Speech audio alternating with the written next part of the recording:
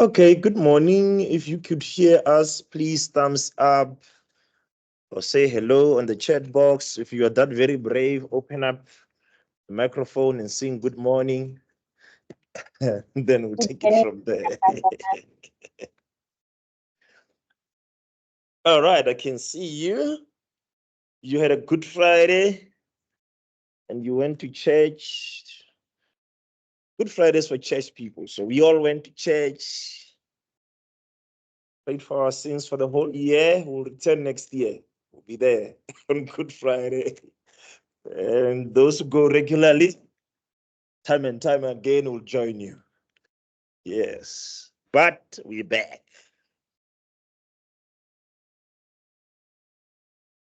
If you didn't go to church, don't feel bad. You can piggyback on our prayers. We're going to be looking at a discussion on information communications technology. So if you're going to look at how to use computers, I think the first thing you need to learn is how these things actually work. The operating system is how these things actually work. The best way to do it, I found you a PowerPoint, a slide that explains PowerPoint and that explains Windows, a PowerPoint slide that explains Windows, and it tells you how Windows 10 works. The idea is not to really focus on Windows 10, but it's for you to get a general overview of what is an operating system. That's the key thing about this discussion, that you should learn what is an operating system and what an operating system does.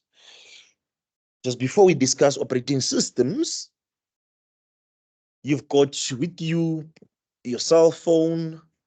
By now, you cannot complain that it's not connected. You should be connected somewhere. Find the word proactive and search the meaning of the word proactive and type for me what the dictionary says about the word proactive. There's a trick behind the question. I'll tell you now. If you are in Pretoria, I'll tell you no so. In Pretoria, you wouldn't understand no so.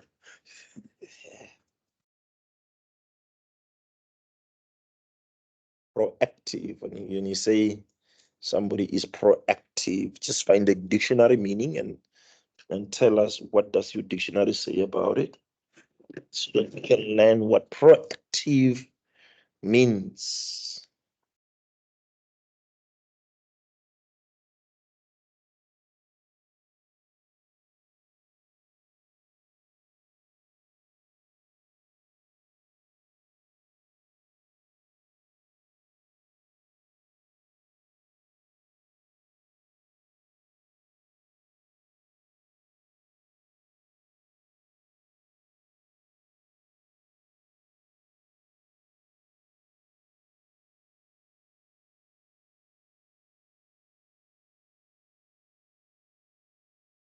Morning, ma'am.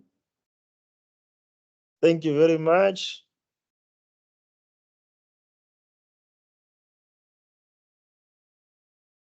Well, if you're not in class and you hear me smiling that very much and thanking people, you should know that they just brought coffee for me.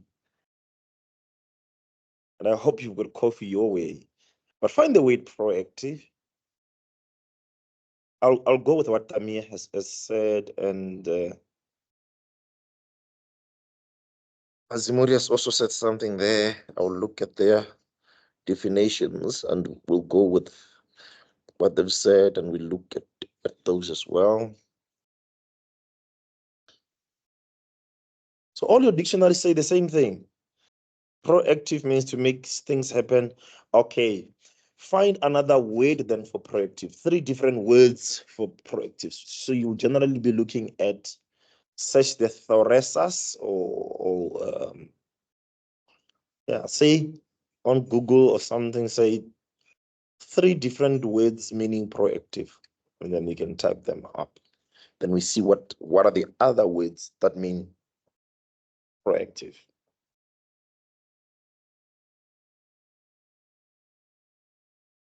Thank you, Standiwe. So Standiwe has just been proactive and put sugar and coffee and brought it to the table. That's the meaning. It means Standiwe putting coffee and bringing it, at least for me, but for you, find the other three words. We found the definition and aha, now it's working. I mean, now we are cooking with gas. So the definitions you found talked about controlling a situation rather than just responding to it. It then says,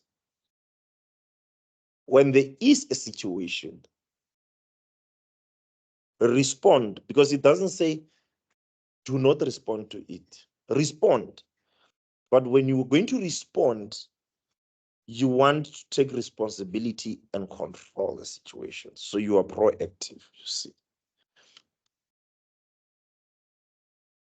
You have also written there on the chat box that to be proactive, make something happen instead of waiting for somebody to make something to happen. So surely then you would be proactive. So if you're going to be proactive, there should be words we are going to find that go with this. The first one says you must be a driven person. So what drives you? It's motivation to excel, to succeed, to do right, to do what's best. So you're a driven person. So that's why perhaps the next word after driven is motivated. So you must be a motivated person. And it says an enterprising person is a person who looks out for solutions. Entrepreneurship is about finding solutions where people see problems. So you're going to be proactive. It means you will find a solution to a problem. The other one I see you've written there is take charge. Take charge also means take ownership. So do not blame others. Do not say it's not my fault. I found it like this. Take charge and get the thing fixed. But if you're going to take charge, you don't have to drag your feet doing it. Be energetic. I can see you also say be driven, be motivated.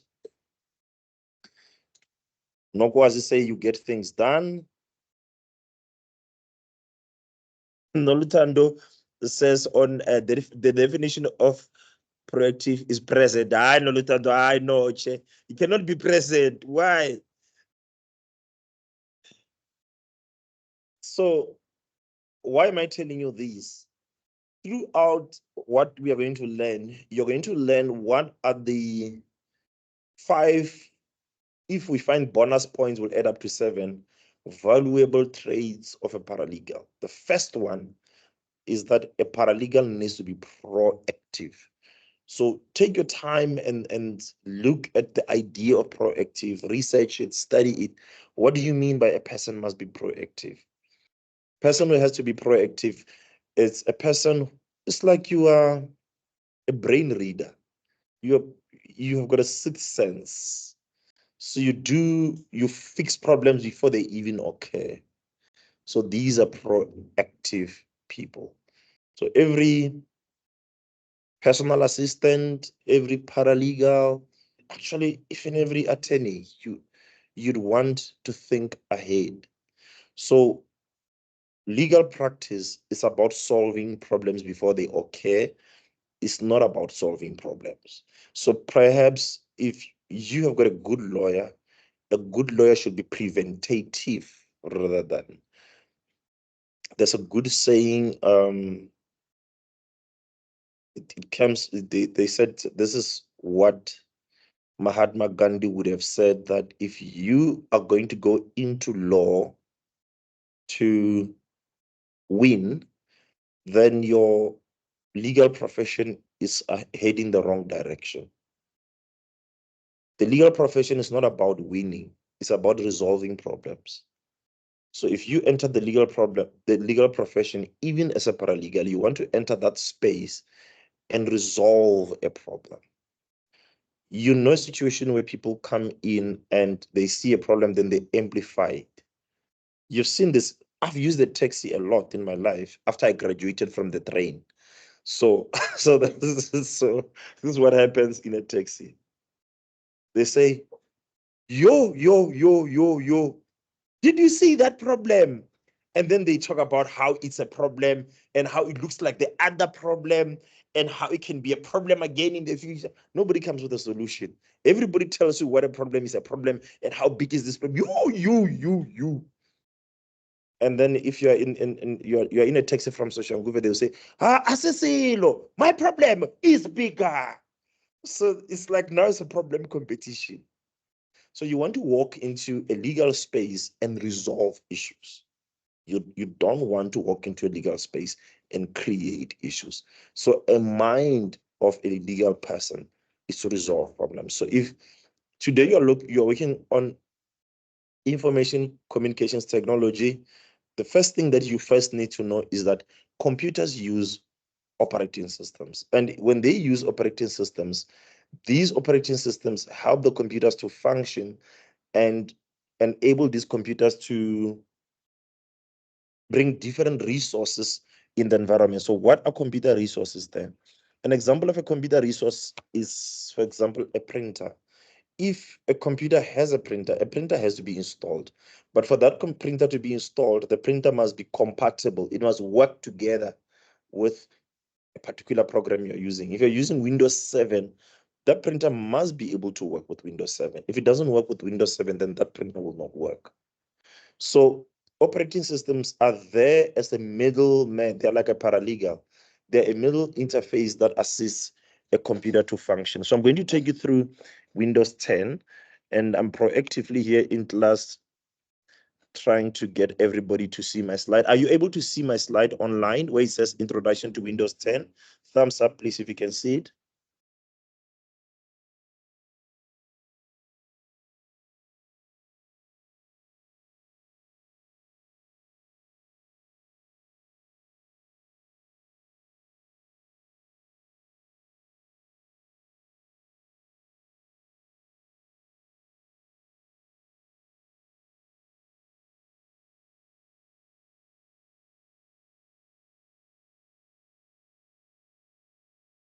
Okay, so I hope that everybody can now see the slide, and I'm going to try and put it up for people in the class to see it. The projector does not show anything. Now that they are struggling to see anything on the screen, Stanley will come and press buttons here and make sure that this projector shows something while we continue. So I'm going to turn around. I'm also going to be proactive and turn around our screen to face the class, my computer actually, for them to see what I'm talking about while the PowerPoint is being fixed.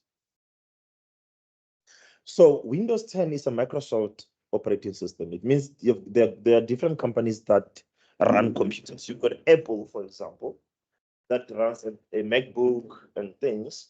You've got Android that generally runs on your Samsung smartphone. I hear the Huawei's and them have got their own operating system now. The P10s. Do they use Android or do they use their own thing? We don't know. Well, those with Apple phones say we wouldn't know. So Windows is one of the program that manufacturers that run computers. 80% of computers in the market had always been Windows computers. So when you walk into an office, you're likely to find somebody with a laptop, be it a Samsung laptop or whatever laptop. If you open them, they will run Windows. The only difference is if you were to open a computer and it's an Apple computer, they would run an OS of sorts, which is an Apple OS. You can install Windows on your Apple computer, but it's buying a Ferrari and putting a Toyota engine.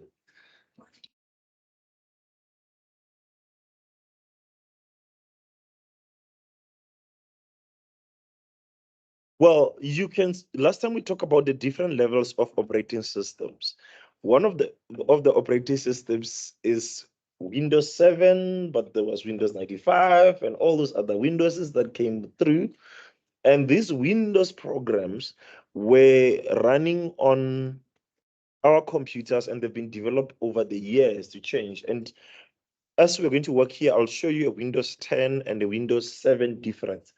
The reason you're talking Windows 7 is because Windows 7, it's a legacy program that some computers still use. So Windows 2008 and all of those, you'll still find those few computers in offices, especially if they're desktop computers. They'll still be using those Windows operating systems. But Windows 7 looks like them, even though it looks like Windows 10. So it's a middle ground of what these operating systems should actually look like.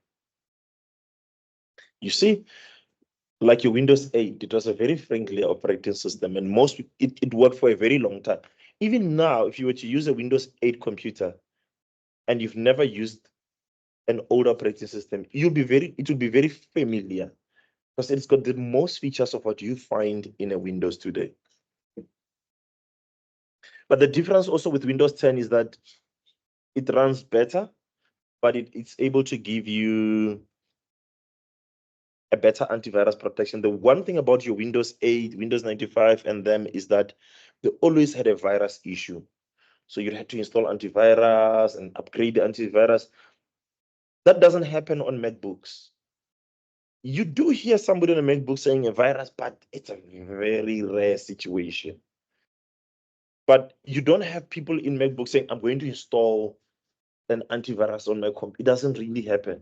So the Windows computers always had that problem. But when you come to Windows 10, you now rarely hear people saying, I'm going to install an antivirus on my computer.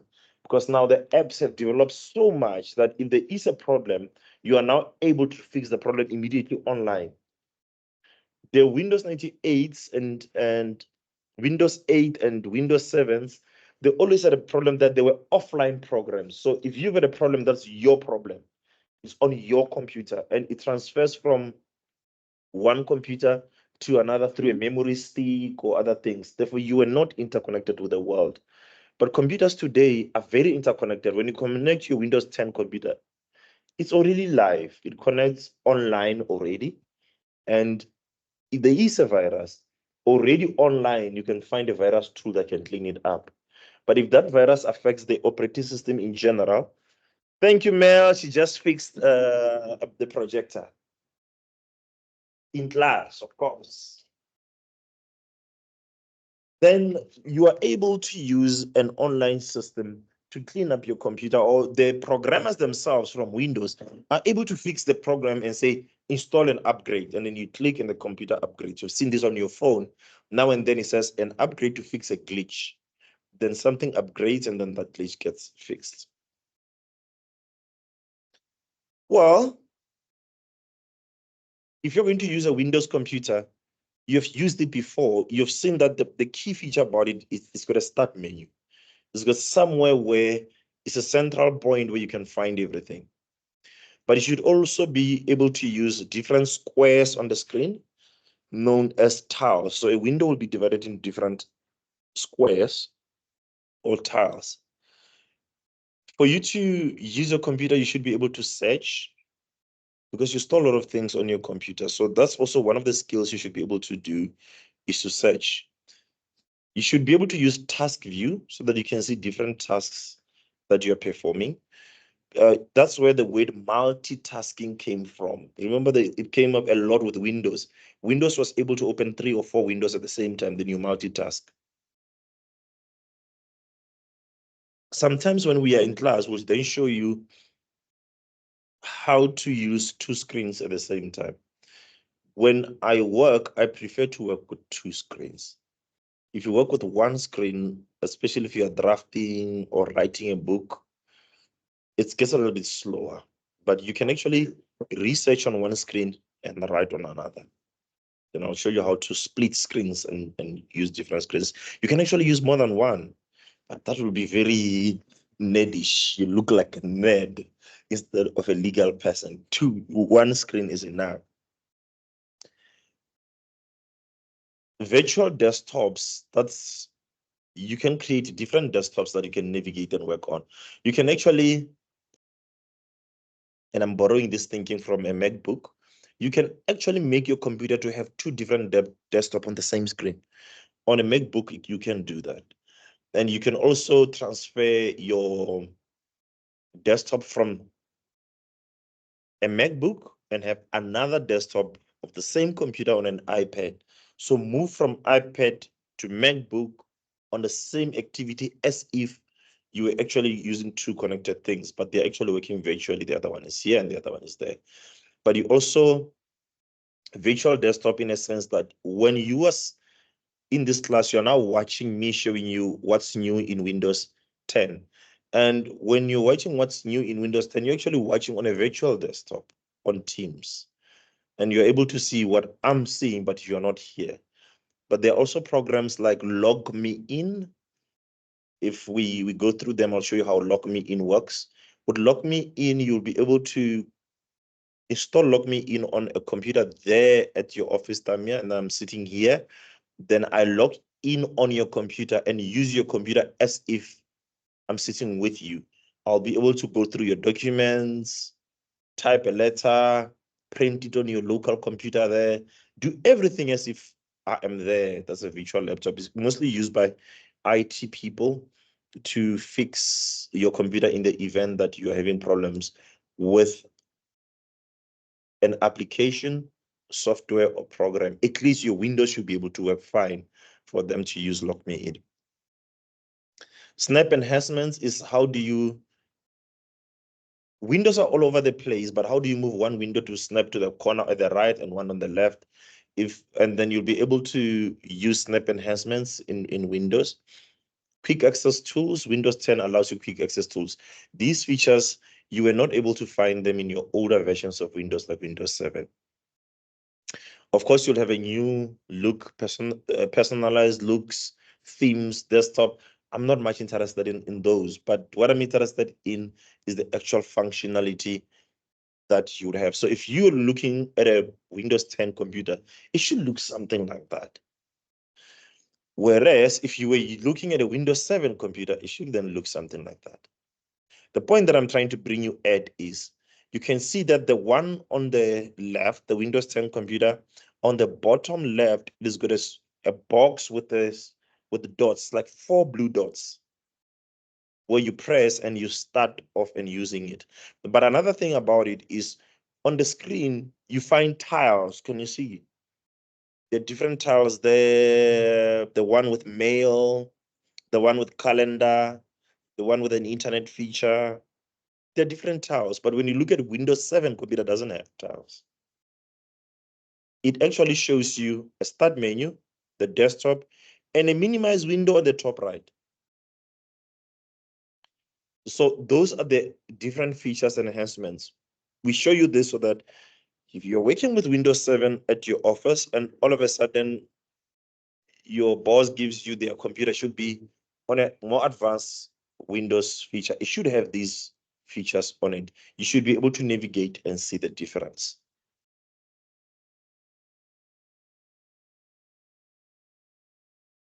If you are using a Windows 10 computer,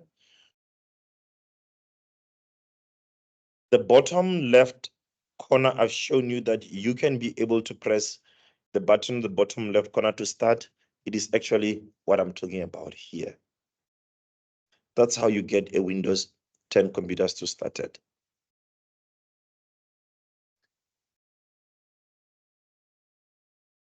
It has got a shutdown button where you can click on start, it gets started. You can click on shutdown, it shuts altogether, or you click on restart and the computer restarts. You restart the computer in the event that the computer is giving problems, you want to restart it so you can fix the problem quicker.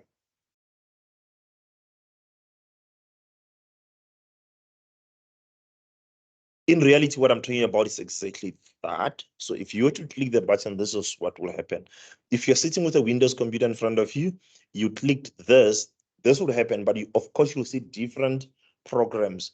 In this case, this computer's got Windows, Microsoft Word, it's got PowerPoint, It's got all these other features that are there. But if yours has got different things, maybe it's got LexisNexis. If you click there, the most frequently used programs will appear and pop up at the top once you click on it. But the start menu generally looks the same. In this case, they've got scan on and all those other things, those features. What we're interested in is how do you get to use a Windows computer? So once the Windows computer is in front of you, the easiest and quickest way is to click the bottom left corner on the start. It should at least get you started into the features of using a Windows 10 computer.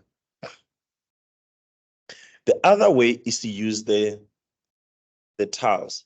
In the right pane of a Windows computer, you will be able to see the tiles. You can see those are the tiles. So instead of using the start on the bottom left, you can actually go to the tiles directly. So if you want to go to the internet, you can click on that start on the left, scroll through and find an E sign, click Windows Explorer and open the computer. Or you can go to the right. On the right, you're going to find different tiles. One of those tiles like you are looking at there is Microsoft Edge. If you clicked on it, it will open Edge, which will open an Explorer program where you can be able to type and access the internet. Then you can see that this is a very old computer. It had Twitter on. It didn't have any X of sorts. So if you clicked on Twitter there, it will open X and you'll be able to see social media. Or you can click on Mail, same way. So you can open it on the right or you can open it on the left.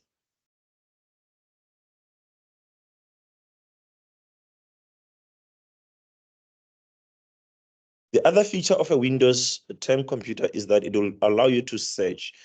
The search feature is important because you need to search different things on your computer. It's just at the bottom left corner.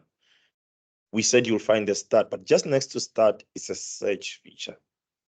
A search feature, if you click on it, you'll be able to search documents and things. At the later stage, I'll show you how to save documents and files on your computer in such a way that it's easier to search. But for now, I'm interested in you realizing that you don't have to go to my computer, look for documents. You can actually search for it.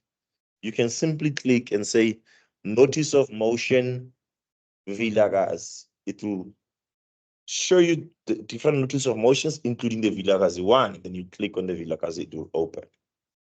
So that's the search feature. You can type MS Word. It will open MS Word. You click on it and you open it. This is actually the quickest way to access anything on your computer by using a search feature. So you can search for apps.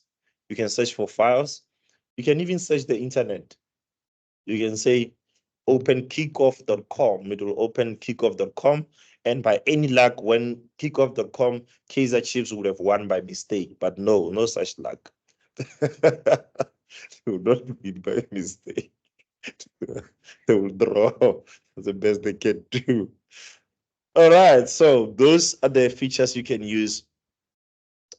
I've highlighted it now in red. You can see what I'm actually talking about. You'll be able to use that feature to search. You can actually use voice to search. You can click and say a word, and then you'll be able to search if your computer is voice enabled.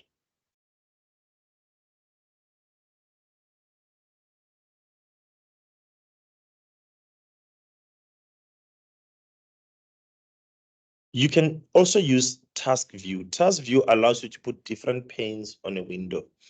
So this task view, it allows you to organize different windows. When you click on the particular window, you can maximize it and work on it. Minimize it back, it goes on a different task list. Then you click on a task that or on a window that you want to work with, you work with. So you can toggle between windows, bring the whole idea of multitasking. But besides just multitasking, it helps you to organize windows on the screen. There are things you keep on your computer regularly, like your calendar. You always work with it. Files, you'd always open it so that you can access folders. Those things you work with regularly, you also want them properly organized on the screen so that when you open your computer, you'll easily access those things and find them. So if you look at the bottom of your window, you have looked at start, you've looked at search. I'm going to press the back button so that you can actually see what I'm talking about. If I press the back button, there's nothing there. But if I press next, you see the red highlighting I've used. It's exactly where I want to take you. That is the taskbar. Then the taskbar at the bottom, you are able to see all the programs and things you use regularly. They can be nicely organized on the taskbar. You can actually drag and drop anything you use regularly into the taskbar so that it's always pinned there, it stays there. So you don't have to go start or search for Windows for Explorer. You'll always simply go on the taskbar, click on Explorer, then the Explorer window will open. If you want to open your files, you simply go on the taskbar and click on your files, and the files would open. So that's generally what that does do. Also, you can you can press on window plus the tab sign, it will take you to the Explorer sign. So it will give you different Explorer windows. You'll be able to explore them.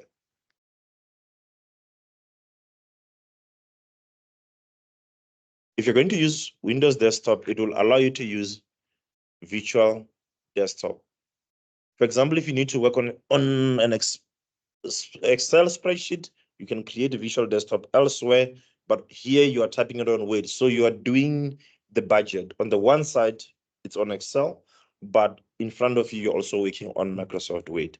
You'll be able to use two different desktops and navigate between the desktops and be able to access the other desktop when you want to, and then access the other desktop when you want to. So it creates different desktops to assist you to multitask. I'll get this slide posted for you so that you can be able to just go through it and see what it is. But what you can do is press Control, Window, and the arrow key. You'll be able to move around as I've highlighted there in blue and get into a different virtual desktop. You've got snap enhancements so that you'll be able to split screens. Split screen view, you'll see it when we do an introduction to a MacBook operating system. Next time we do this module, you'll see that in a MacBook environment, you can only do this using an app. So you have to install an app and use an app. They do have it, but it's not as fun as you can get it. If you're using an app like Veer, for example, it's nice to use. It's easy to navigate and toggle screens around. You can put another one top left, top right. But in Windows, this comes with. They say if you buy a MacBook, you're just taking yourself through unnecessary torture. But then again, hey, because some of these features you buy in an Apple computer, in other computers, they come for free. So that's why you'll find that most offices would be using a Windows computer where you'll be able to use these features for free. So this feature helps you to put different screens in different levels. So if you've got 4 screens, you can put different screens on your desktop. There's an example of what I'm talking about. You are able to navigate different screens as it is now. On the right-hand side, you've got a different issue. On the left-hand side, you've got a different issue that you're dealing with. If you're doing this on a MacBook, you probably need to buy an app to do this. You need to buy Veer and then put one on the left, one on the right. It's nice and fancy to use. It comes at a premium, but this comes for free if you're using it on a Windows computer.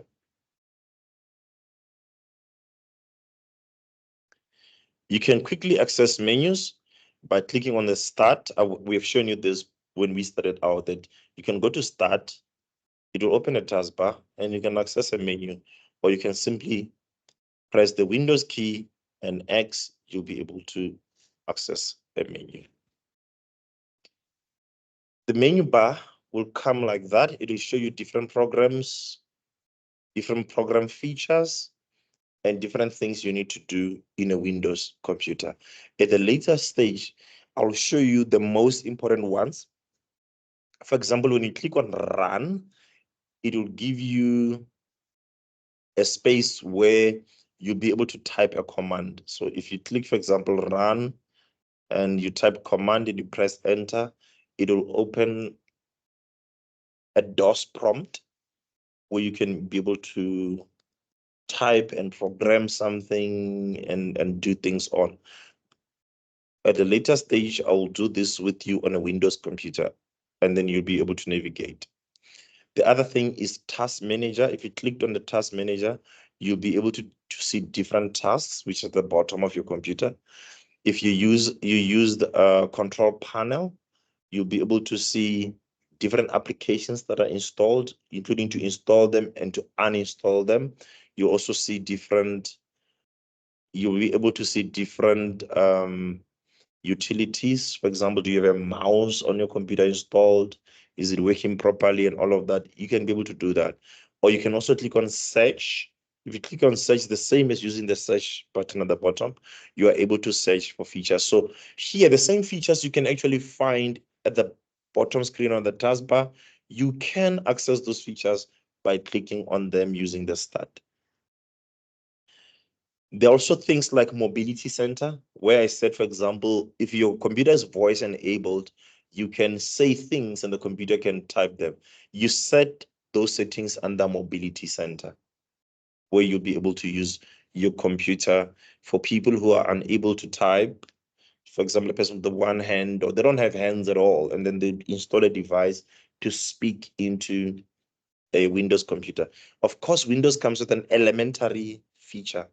If you want a more enhanced feature, you probably buy a program that will be able to do that for you. One of the things that I'll show you, which are very important, is network connections. You should be able to at least navigate network connections, see what networks are available, and connect your computer on the network. There's a shortcut on the desktop that you can use, but if the shortcut doesn't work, what do you do? How do you uninstall a network and install a different network? I will not take you into system engineering, but I'll at least take you into the basics of how to find features in a network and how to install a network on a computer. So that in most instances, you are able to connect yourself. Mel?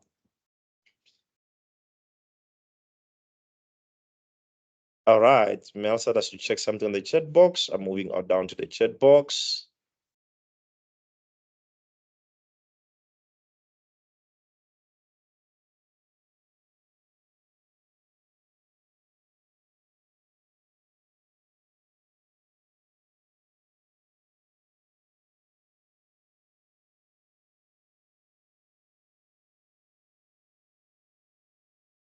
Guys online, are you able to see my screen or not?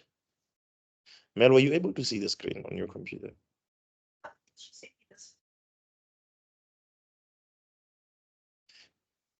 Maybe it's only on her end. Can they confirm what are they able to see though? What are you able to see? Hi, man. Yeah. No, you should actually see your computer there right in front of you. Okay. Because now I'm sitting down having this discussion with you, browsing through, and I realized I thought you were seeing what I'm seeing. So let me share again so that you can actually see. Let me share one more time. Yes.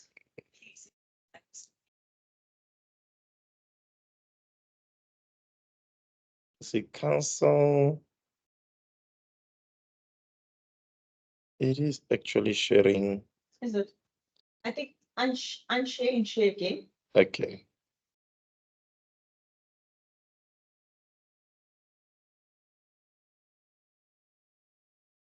All right, I tell you how we're going to fix our problem. Let's take a 5 minutes break so that I can put Mel's computer and then we see if she sees what I see. And then if you were able to see to do that, then it means you are able to see what we see. Okay, 5 minutes and we should probably, let's make it 10 minutes to 10, and then we should be able to come back. For now, we're just going to get offline and try to reconnect ourselves and see if you can see what we see. Because on my computer, it shows that the screen is being shared, but you're not able to see it. Thank you.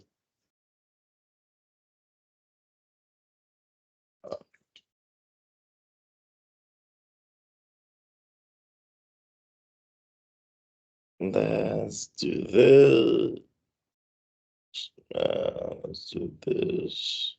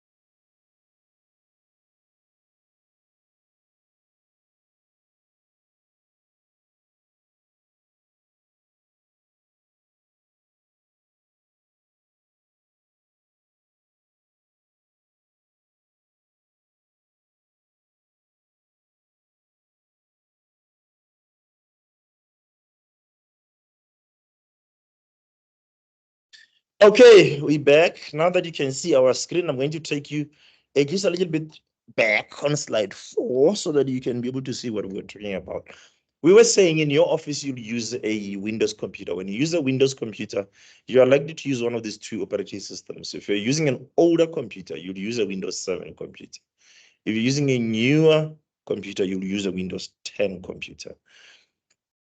Now, if you're using Windows 7, so on the right, the one thing that will get you started to work on a computer is a start menu. So if you press on the start menu, it's on the bottom left corner. A start bar will pop up. You see the one with a little bit of a flower on it, that's a start bar. But on the other side, you're looking at, on the left-hand side, you're looking at the Windows 10 computer. Once you open a Windows 10 computer, it opens a console. On this console on its left, you also see a start bar of Mr. sorts. P, Yes, ma'am. Mr. P, sorry. Sorry, I'm not sure. On my end, it's just a PowerPoint notification that's displaying and not slides. I'm not sure if you've uploaded it yet. Sorry to interrupt. You're not able to see the slides. Nuxney, no, it's not displaying. It's only enjoying Interesting. Microsoft PowerPoint.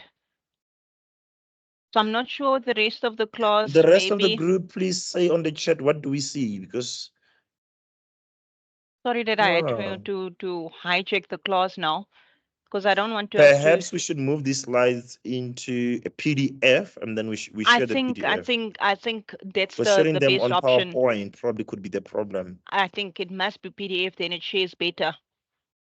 You're right. So Yeah, so they we, also see the same as the P. It's still the PowerPoint and not the actual the actual slides, the slide as you were referring to, Mr. P. Sorry. no problem.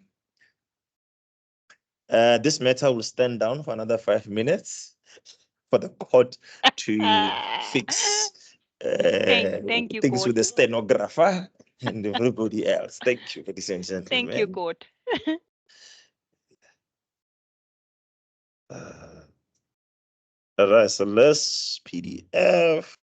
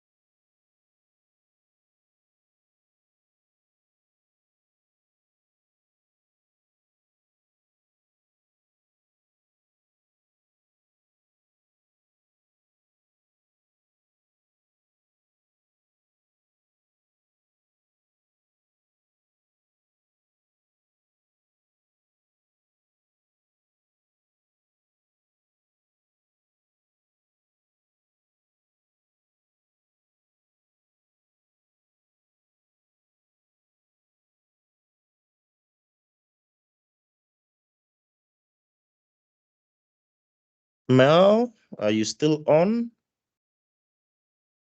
Yes, I'm still here.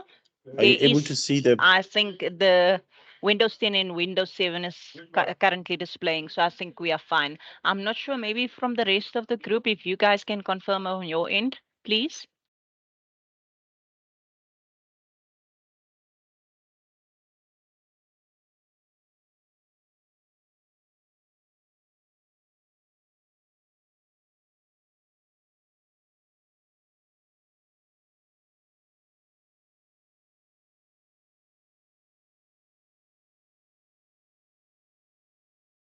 I told you it was Good Friday. Amazing grace. Now everybody can see.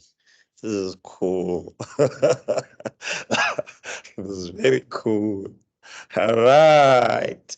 So we're back on. We're cooking with gas. Let's go right back into the whole presentation and we look at what we were discussing so that you can actually catch up with us. So what we were saying is an introduction to Windows 10. And on the introduction to Windows 10, we were talking about you going into an office and you work with the operating system. The operating system that you use for this discussion will be Windows 10.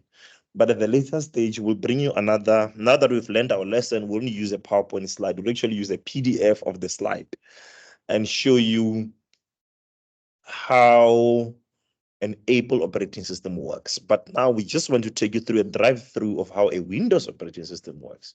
For you to see how it works is to see the contrast between the older versions and the newer versions.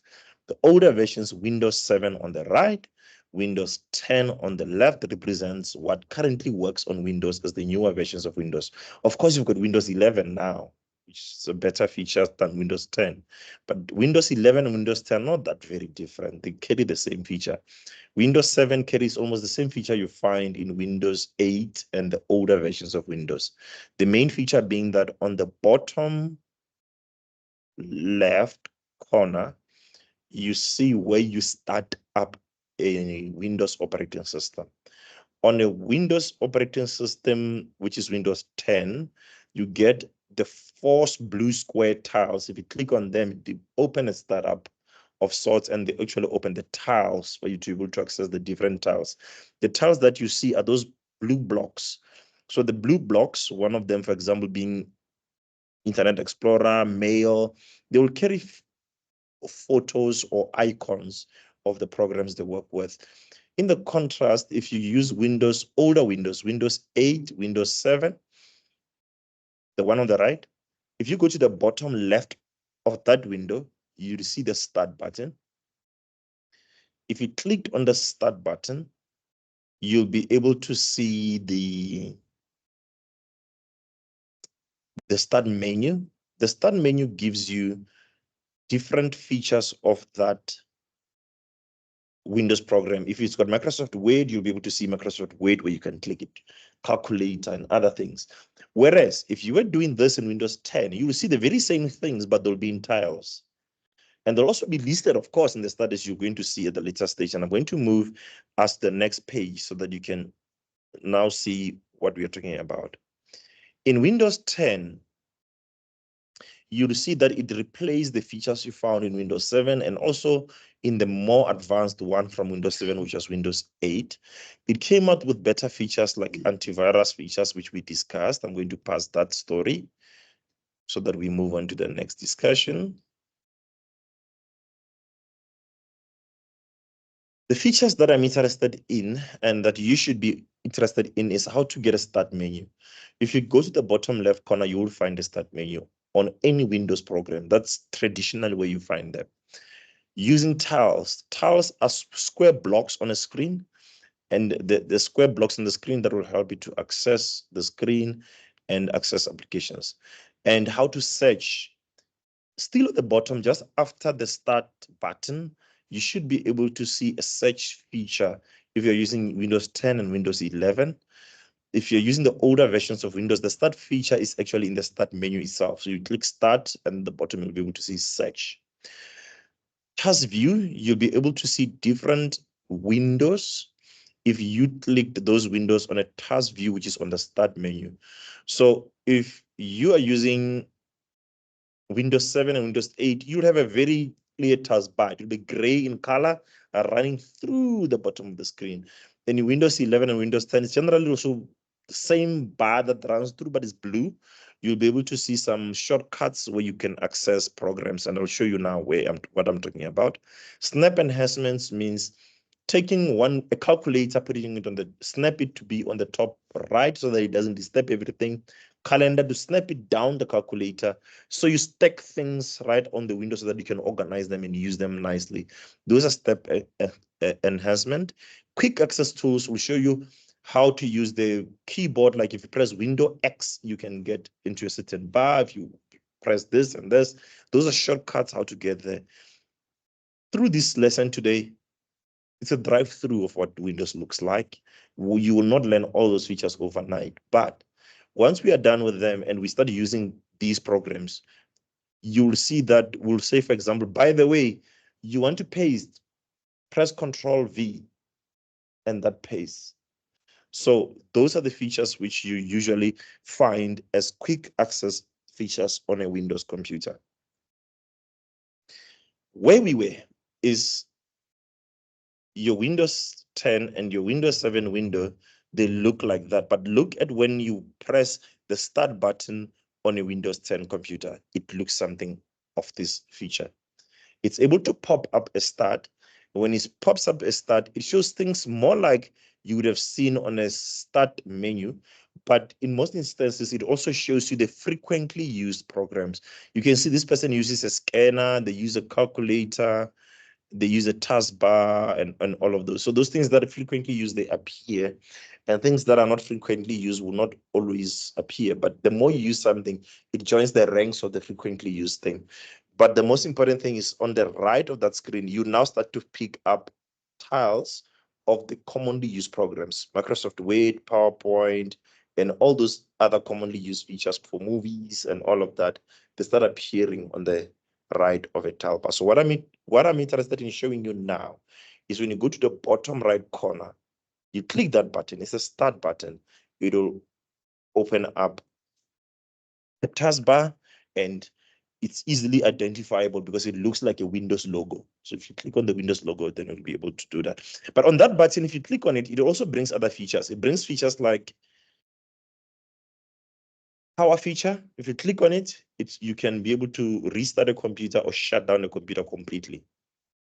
So that's where you find it. You find it on start. So if somebody calls you and say, shut down the computer, you click on that Windows feature on the top bottom left corner, and then you click on shut down. It'll shut down your computer altogether. Start menu using tiles. You're able to see the tiles on the previous page. I focus more on what you can see on the start menu itself popping up. But here I'm just enhancing the same screen so that you can actually see the tiles easy and nicely. The tiles are the blue things. The one with the calendar, you can see it's got 27 on it. And it's got the one with mail. If you click on it, it will open where you can get mail. The one with the movie, if you click on it, it will open a movie operating program. These tiles can be resized, repositioned, and moved around. That will do at a later stage. For now, I just want you to see that they are there, and you can be able to access them and use them by simply clicking on the start. If you look at the bottom of the screen again from here, and I'm moving you back and forward, on the bottom left, you see that Windows logo where you get start. But just next to it, if you were to move one step to the right, you'd see something where you are supposed to type something. There is a search button. This, I've now highlighted it in red. This is a search button. If you type inside a search button, you are able to search anything in Windows. You can search, you can say kickoff, like we said. And then when you click on it, it will show you the kickoff website. And you click on that website, it will open a website and tell about soccer and things. You can type legal practice council, then give you the website. The what it feels is the most used. But the more you access it, type a certain word, and then you click on a website, it will accept that website to be the common website you use. search for files. You can search files, and I'll show you how to save files on a computer in such a way that they are accessible when we have a discussion about saving files and archiving files using a computer. But here, if you were to type particulars of claim Vilagaz, you'll be able to see particulars of claim on Vilagaz. Search web, you'll be able to search the web for, like in the morning, we said search proactive. If you click proactive, you'll be able to search proactive. But if you click proactive here, and there's a folder called proactive, it will also open that folder as well as one of the options. But it also gives you a chance to search the website. Task view, if you moved one step to the right, so you pass search, you are now with the small buttons at the bottom. I've highlighted one of them in red. You are able to click on that button. That button will give you a task view. So you see different tasks on the screen. It will tile them, they call it in Windows. And you'll be able to see one window, put it to the right, one window, put it to the left. You move windows. You move Windows in Windows. Yeah, actually. You move Windows in Windows by clicking the window on its title bar and drag it to a different location. That's how you move them. So if you click on a window and drag it to the left, it will move to the left. Click on and drag it to the right, it will move to the right. And depending on the features, if you've got a snap feature on it, if you move it to the right, it will go to the right and snugly snap onto the right and fit there. But if that feature is off, you can find that if you move it, then they overlap on top of each other and they don't snap to a certain position. When we had this discussion, we said when we do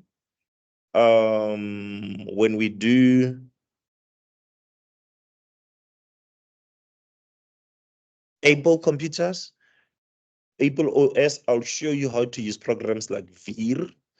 I don't know if you can get also free ones that can help you to do this, but in Windows, it's free, so you're able to move around the screens and the tabs. For example, if you press Window tab, there's a button on your Windows computer. It should be a window button. If you press it to Window and tab, you should be able to open you this taskbars. Virtual desktop. Virtual desktop allows you to see different desktops at the same time. It's more like multitasking. The word multitasking actually comes from the concept in Windows where you could be able to use more than one window at the same time. So to multitask, you open different windows and you can also have a window in Visual Window. And that's what we have said earlier, that if you were using an Apple computer, you can move one screen into a iPad while you're working on the other one, and the another screen you can actually move it on your cell phone. So that uses virtual windows. But in Windows, you can actually do this using two screens, or you can actually access another computer and make sure that I'm able to operate on Tamia's computer while I'm sitting in the office by using apps like Log Me In. So it gives you an access to use virtual windows. Then we said an easiest example of using a virtual window is when I am now presenting and you are looking at my screen as if you were just sitting with me and you're looking at a virtual window right now. Last time we tried doing this on PowerPoint, it didn't work. And then me and you decided, no, it's not working. Let's go back and try this on PDF. So we actually saved the whole thing into PDF, and then we are now looking at it on PDF. So that's how to use virtual windows. I'll show you later when we go through the lessons, through the semester, then you'll see how to actually navigate yourself. You work around virtual windows. Snap enhancements, that's what I've also said, that you can be able to use two windows, but another one snaps to the right and another one snaps to the left, and they're of the same size. In MacBooks, you use, like, for example, Veer, it will give you equal size, or the other 3/4 and the other quarter. So on Windows, you've got the same feature. You can be able to use this feature to snap your windows side by side so that you can work on them. The one you click on becomes an active window and the other one becomes inactive that you can view. But if you click on it, it now becomes active, the other one becomes inactive. I've put on the slide how you can do it. And because we're going to put this slide on we're going to make this slide available for us just for notes. You'll take my notes and you'll go to your Windows computer at home and play around with it and see if these things are doable.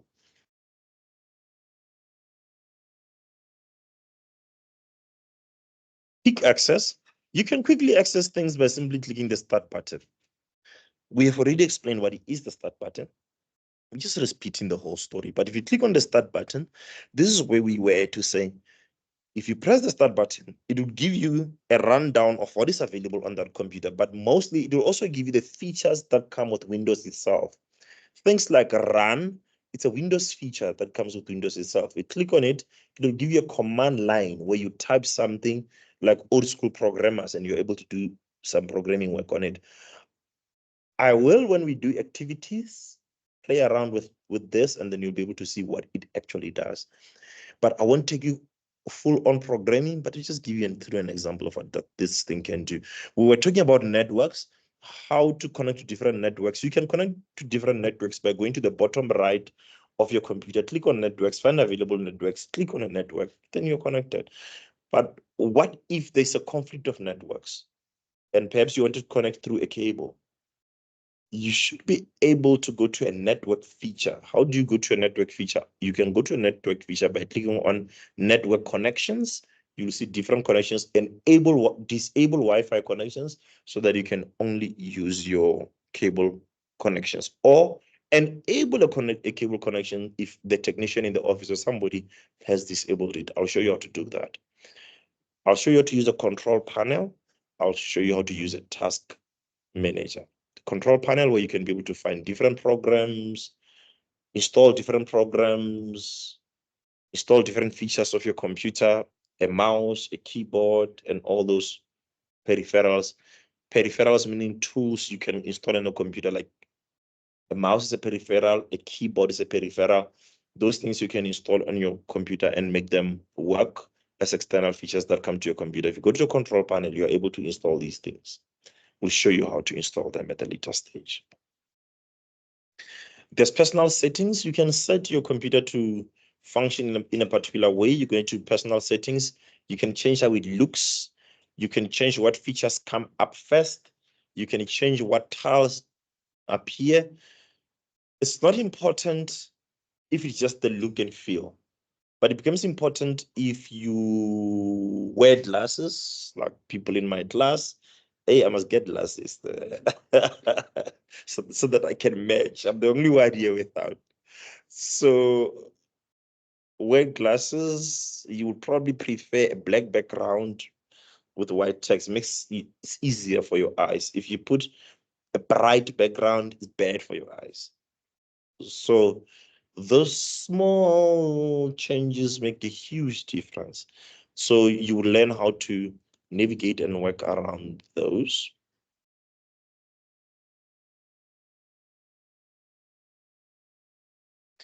Windows 10 has got settings where you can set up the settings on Windows 10. And so in your situation, it makes it easier for me to discuss to have this discussion thinking of a cell phone.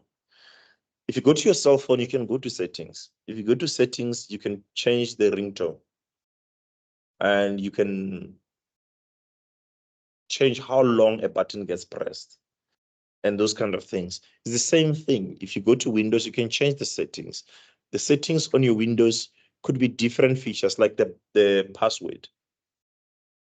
Just like you can do it on your computer and change your password, you can go to settings and change your password. How do you find settings in Windows? You can go to search at the bottom where I've shown you, you type settings, it will pop up, you click on it. It's usually like on your computer appear like a gear tool, like you click on it, then it will bring you to settings. But look at settings in Windows, is the one on the right. It shows you system where you can change the systems on your system features of your computer. Like, does it have a keyboard, printer, display, and all of those. Privacy, for example, where there's a lock, you can change the password and install a new password. Accounts, you can add users and all of those. But look at the Windows 7 computer. It's almost the same things, but a little bit different in how the icons look. For example, if you look at accounts, you see how accounts looks like two people on it, full color screen, but the one on Windows 10 is just a drawing like. But what do? They do exactly the same thing. You can add people to use your computer so that they come in as different users. Cell phones don't have that feature. I don't know if your advanced phones do have. Mine is not that advanced, doesn't have those features. But you get computers have those features. You can have, it's got 3 different people, so you can click your name and your password. It will only take you to the applications and the files you use. If somebody else comes and click, they go to the applications and the files they use. It's important if it's a computer, like it's a computer at the reception. You've got features, things that you are using, create a user called admin, that is your user.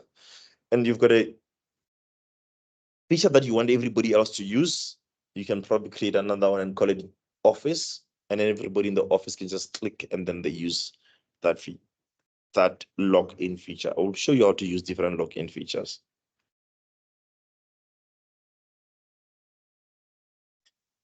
In this screen, I'm showing you how to change display settings. So if you were to go to settings, display, and you click there, you'll be able to change the screen. You'll be able to change whether you're using one screen or 2 screens. If you're using 2 screens, on the one screen, you'll see something else. On the other screen, you'll see something else.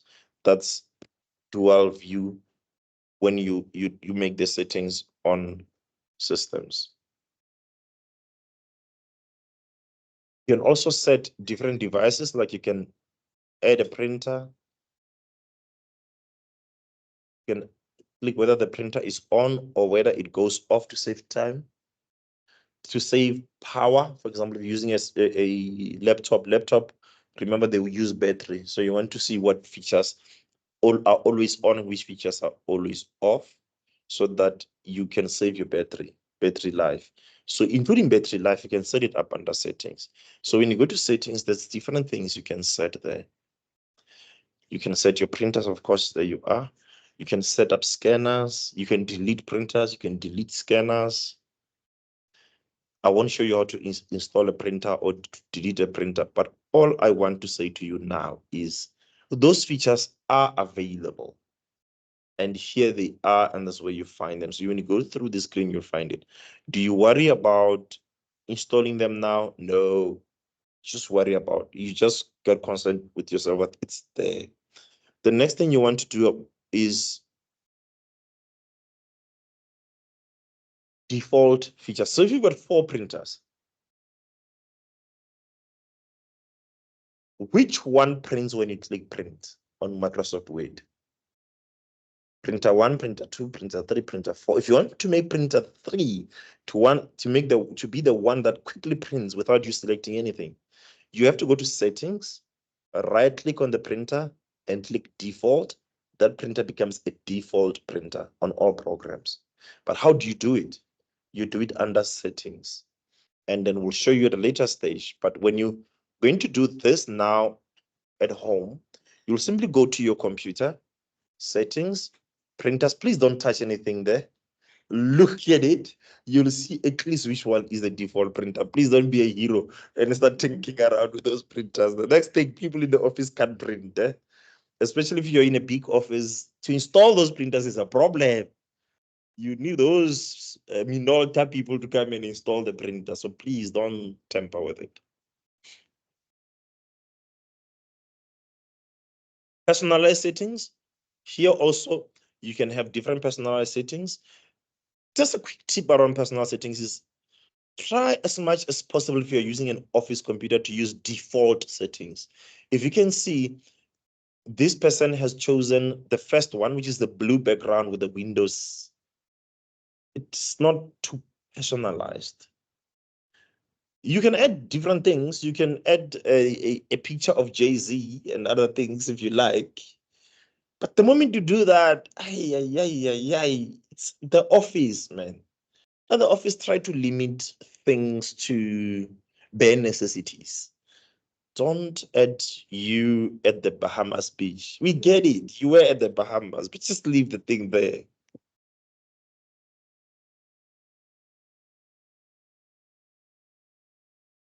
There are different personalized settings that I'm just going to scroll through, but those personalized settings, including your background, the colors you must use, it's got different color schemes.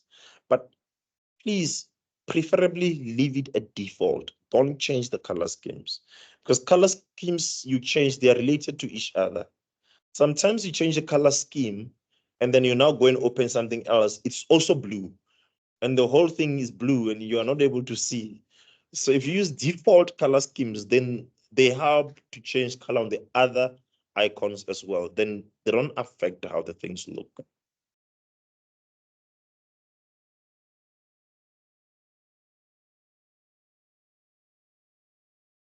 Can you see if you go to File Explorer, this is what happens.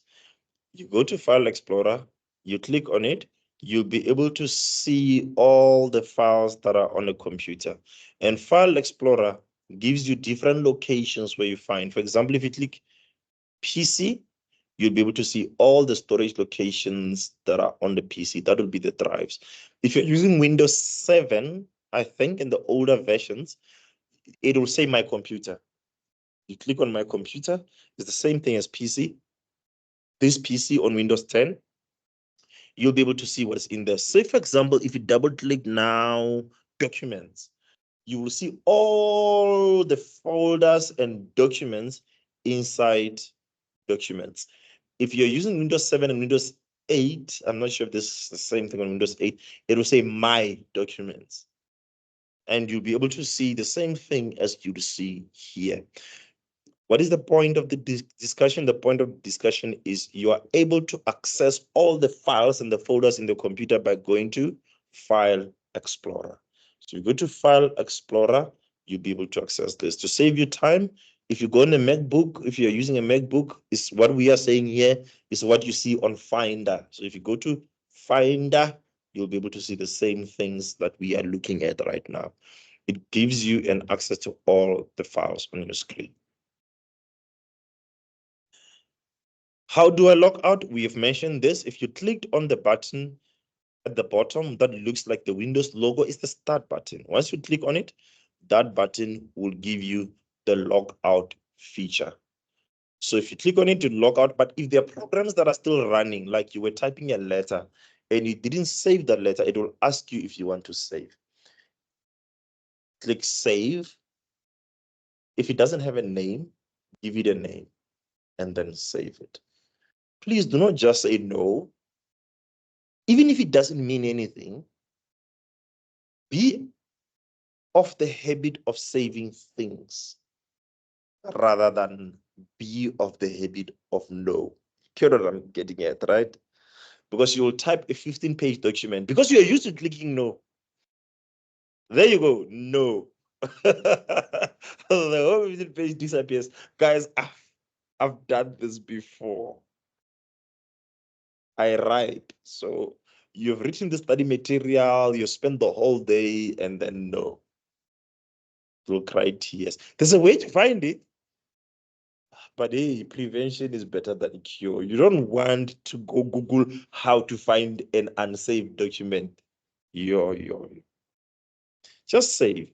If you saved it and you don't like it, you can delete it, right? But it's there. You at least have got a version. Also, when you save, it's a discussion we'll have at a later stage. When you save, be of a habit of saving things in different versions. If you type your assignment, save it assignment 1 VER1 is version 1. If you want to change it, file save it as version 2. Why? It allows you to compare the two. Sometimes you type on question 2 and you delete it and you type new things. The next thing you know, you've lost your train of thought and you don't know what was what. You are better off if you are done with your original version. And then when you do a second version, this is not important if you type for fun, but you are not typing for fun. If you're going to do an affidavit with a client, you'd have an affidavit version 1. give it to a client to look, and the client comes and say, no, change paragraph 4. You change paragraph 4. You save on top of the version 1. You send back to the client, and the client says, no, I didn't mean paragraph 4.4. I meant paragraph 10.4. And now you don't have paragraph 4 because you just type over it. So you need to save things in versions. Have version 1, have version 2 of paragraphs, so that you can go back to the old one and even see what changes you have made when you come to this. In the event of arguments, you can always say to a client, I have changed the following things. And the client will say, oh, yes, this is what I have highlighted.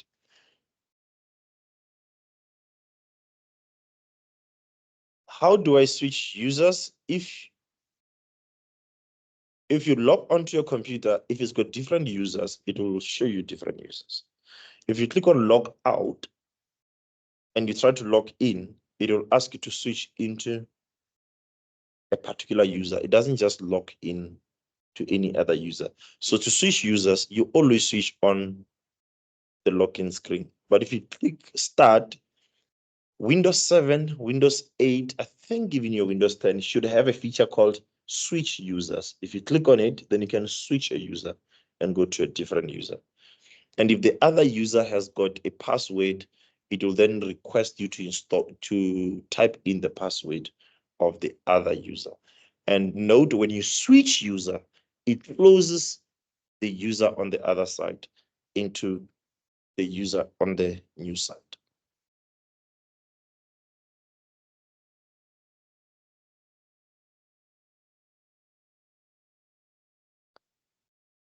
Any shortcuts to the button? If you right click on the button on the task on an empty space of a computer, it always gives you a small menu.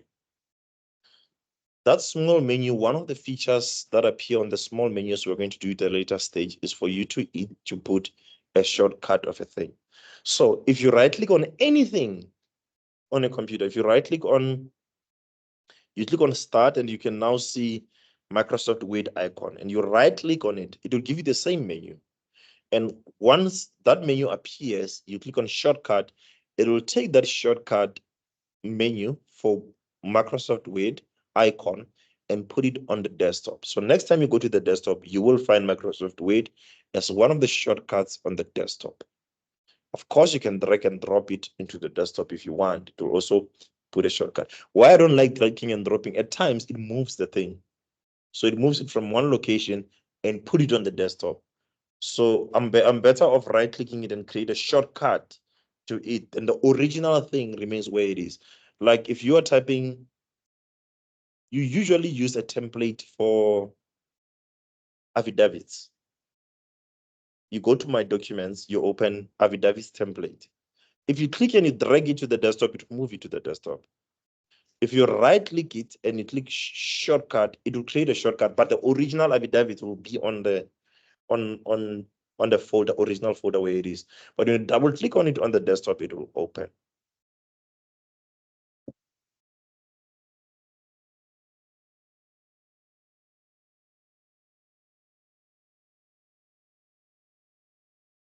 Replace, you can change the name of things, you can replace things, you can access help on your computer if you wanted to get the help feature on your computer.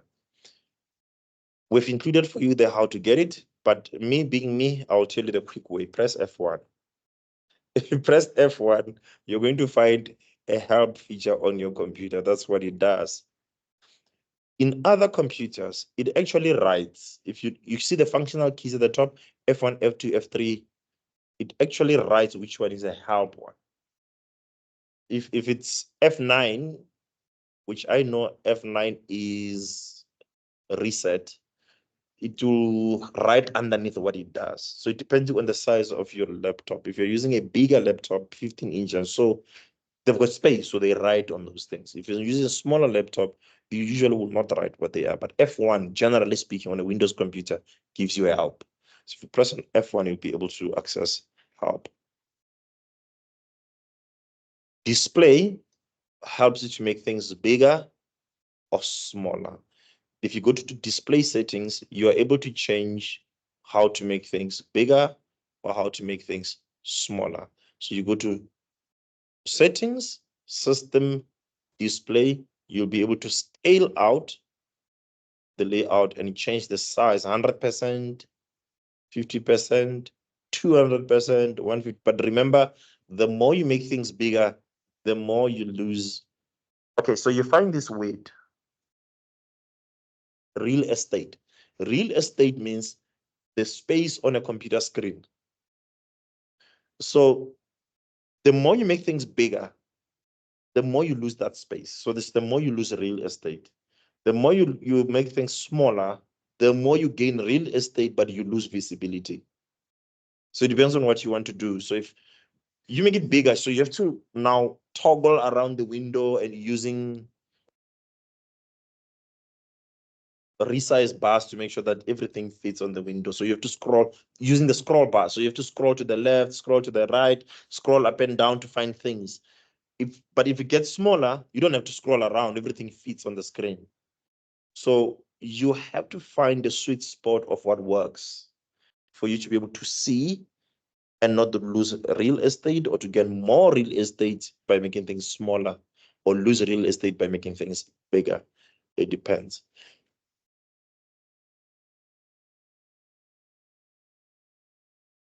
The same thing, there you are. If you are using applications like Windows, you can simply go to view on the application and you change the size. But also on their taskbar at the top, just under the menus, there's a menu bar. One of those menu bars has got percentages on it. If you click you open, you'll be able to change the size of the text to make it bigger or smaller, even too smaller to an extent that the pages becomes like 4 pages on the same screen. That's if you are editing it. I'll play around with you when I do Microsoft Word. You'll be able to see what I really mean when I'm navigating around those things. So what I'm interested on right now is for you to understand that a computer can make things smaller, it can make them bigger. And then if you're doing this on an operating system, you are able to do this by using the operating system itself, by using its menu bar, and you'll be able to navigate things and make them smaller. If you're using a particular program, you can use the program itself by going to its own menu bar. And like you're using Microsoft Word, you can go to Microsoft Word and just change on Microsoft Word itself. It will make things bigger. So if you change things on an operating system on Windows, does not automatically change them on Word. So for you to change the text on Word to make it bigger, you have to change it on Word. But when you go back to your Windows, the things can still be smaller, and on Word they're bigger.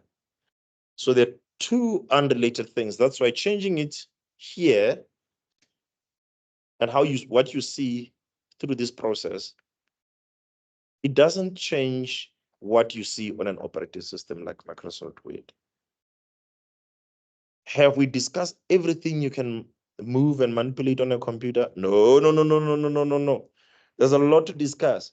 But for now, you at least have got an eye of what really happens when I move around Windows. And I want you to take this small notes, go through them before we meet next time to do this program, and see what I was talking about. To see what I was talking about, you need to practically do it. Go to your computer, navigate around, but please don't change settings, because the objective right now is for you to see that those things are there. Just go and see if they are there. If you navigate around and you move around, you'll be able to see that they are there. But another thing you need to do is go on YouTube and type how to use Windows 10. Find a small video clip. Don't find a big one. Find a small video clip on how to use Windows 10. That how to use Windows 10 clip, it will help you to navigate and you play around. Find the one you can find, how to use Windows 10. Play around Windows 10, navigate and see how Windows work, how Windows gets styled, and all of that. This discussion is to stimulate your interest in operating systems, and especially Windows operating systems and how they work. When you go home, go to this feature, learn how Windows 10 works and how to install different things on Windows 10, but get a basic. If it's more than 10 minutes, video is too long. Just get a smaller video. Somebody to say, hi guys, this is how Windows works. You press on the start button, you move right along. Just play around with that and see how it works, because the person will be doing it live. If you've got a Windows computer, pause and do it yourself on your own computer. We just want your hand and eyes to have a feel of moving around a Windows computer. Ladies and gentlemen,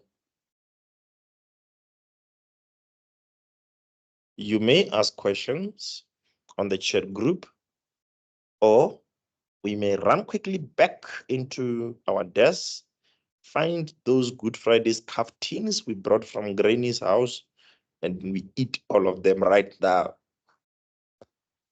Are there any questions, my friends?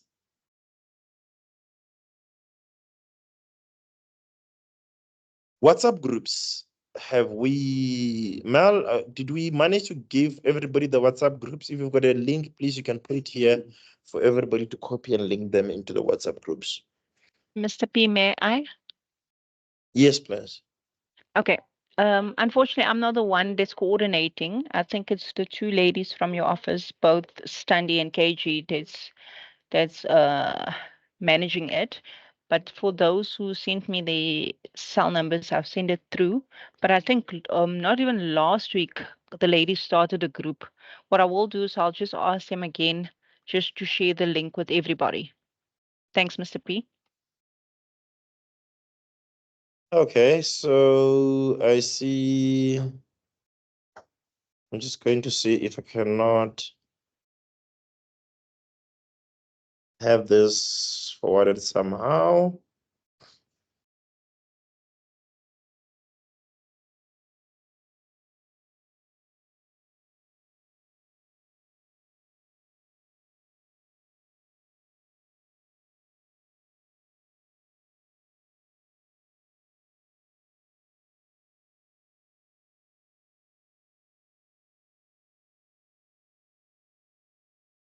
If my computer skills are anything to go by, we should be able to find ourselves somewhere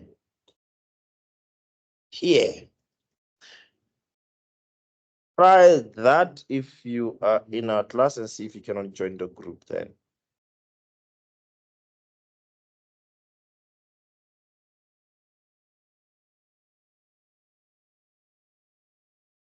So I posted the link there for this class.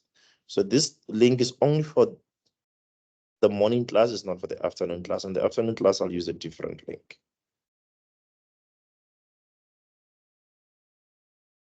Any other question?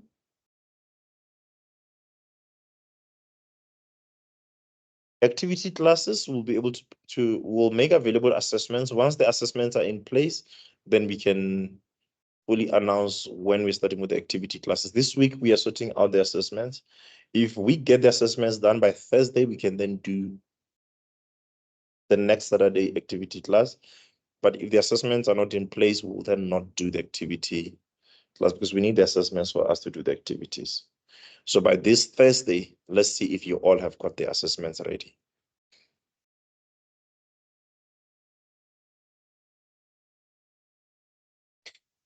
Ladies and gentlemen, with the absence of any other news story in the world, thank you very much for patience as we sorted the glitches of this honorable court and court dismissed. Let's all go home. That's the end of the matter. Thank you very much.